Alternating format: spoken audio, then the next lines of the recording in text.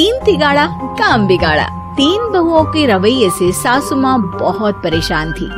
दरअसल बात ये थी कि तीनों बहुओं में किसी बात को लेकर अनबन हो गई थी। तब से ही तीनों एक दूसरे से मुंह फुलाए रहती थी। ना कोई सीधे मुंह किसी से बात करती, ना किसी का कहना मानती। पड़ोसी भी इस बात को जानते थे और जाने कैसे कैसे बातें भी करते। इसीलिए सासू माँ ने तीनों बहुओं को तुरंत अपने कमरे में बुलाया। मैं कई दिनों से देख रही हूँ, तुम तीनों अलग अलग सारे काम कर रही हो। ये सब नहीं चलेगा, तीनों को मिलकर ही काम करना पड़ेगा। सास की बात सुनकर एकदम से बड़ी बहू बोल उठती है। नहीं मम्मी जी, मैं इन दोनों के साथ कुछ नहीं कर सकती। मैं इस घर की बड़ी बहू हूँ, फिर भी ये मेरा कहना बिल्कुल भी नहीं मानती। अरे जेठानी जी, जानबूझकर मुझे डबल काम करवाती है आप। और छोटी मुझसे टेढ़े मुंह ही बात करती है।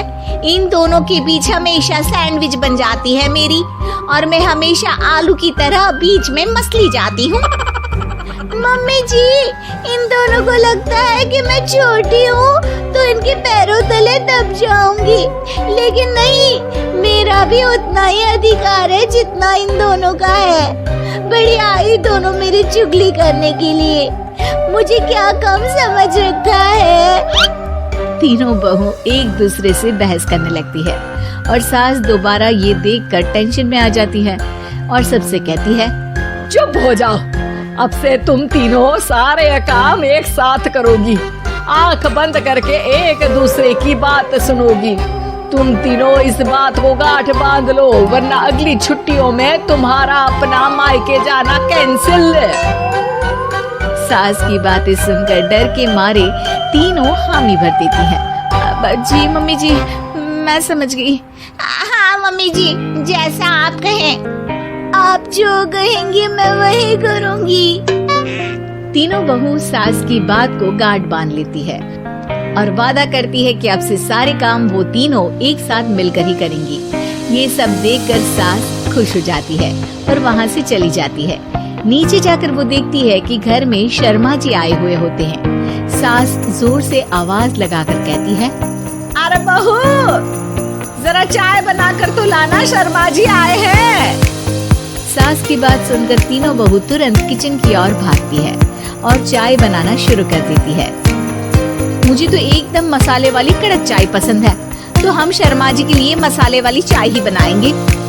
अरे नहीं दीदी, गर्मी के मौसम में मसाला चाय कौन पीता है? मैं तो शर्मा जी के लिए इलायची वाली चाय ही बनाऊंगी। ये कैसी बात कर रही हैं आप दोनों? मेरी मम्मी ने सिखाया है कि मेहमान को ज्यादा दूध और शक्कर वाली चाय देनी चाहिए, वरना वो घर वालों को कंजूस समझते हैं। तो मैं तो शर्मा जी को ऐसी ही चाय दूंगी। तीनों बहुएं अपने अपने तरीके से चाय में शक्कर, मसाला, पत्ती सब डाल देती है।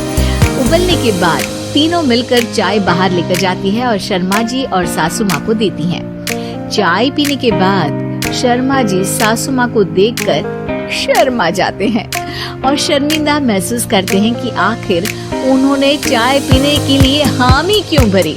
सासू माँ भी चाय पीना शुरू करती है और कहती हैं, अरे बहू, ये कैसी चाय बनाई है? चाय है या मीठे दूध की बासुंदी? हाँ, चाय अच्छी नहीं लगी क्या? कोई बात नहीं, हम पराठा बनाकर लाते हैं। चलो चलो अंदर। हाँ हाँ चलो, हाँ आती हूँ मैं भी। नहीं नहीं, मेरा पेट चाय ने ही चौपट कर दिया, वही काफी है।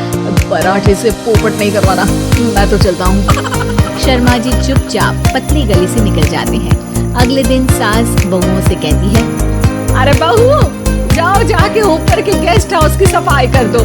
कल हमारे यहाँ मेरे दूर के रिश्तेदार आने वाले हैं, तो पूरे कमरे को चमका देना, समझी? तीनों बहू सास की बात को मानकर ऊपर सफाई करने चली जाती है और तीनों कमरे की सफाई चालू कर देती है। बड़ी बहू मकड़ी के जाली साफ करती है तो बीच वाली झाड़ू लगाना और छोटी वाली सर्फ डालकर जमीन धोना शुरू कर देती है। अरे दीदी, जेठानी जी, अभी मैंने पूरी फर्श धोई और आप फिर से धूल नीचे गिरा रही हैं। और मछली जेठानी जी, आप बिना झाड़ू की धूल यहाँ छटक रही हैं।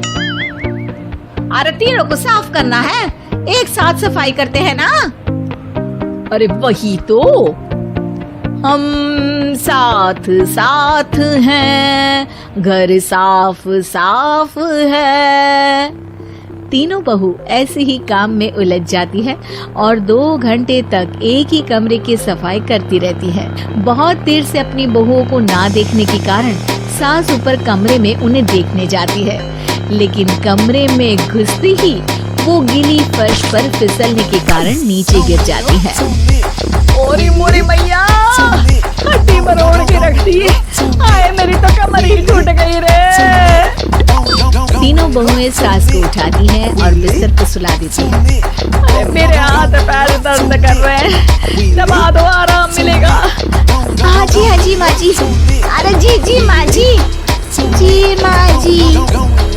और तीनों बहुएं एक साथ सास के हाथ को दबाना शुरू कर देती है।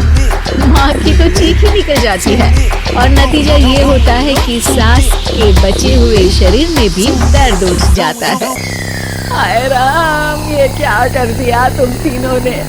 अरे मेरी तो किस्मत ही फूटी है कि तुम जैसी बहुएं मुझे मिली। हे भगवान, पूरे शरीर में दर्द बढ़ गया है। अब तो पता नहीं कि चल भी पाऊंगी या नहीं। माफ करो, मुझे गलती हो गई मुझसे कि तुम तीनों को एक साथ काम करने के लिए बोला।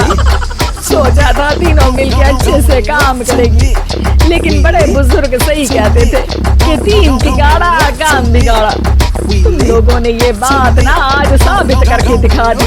तुम तीनों को तो समझाना यानी मानो भैंस के आगे बीन बजाना है। तुम्हें अकेले अकेले काम करना है ना, तो अब से तुम अकेले ही अपना अपना काम करो।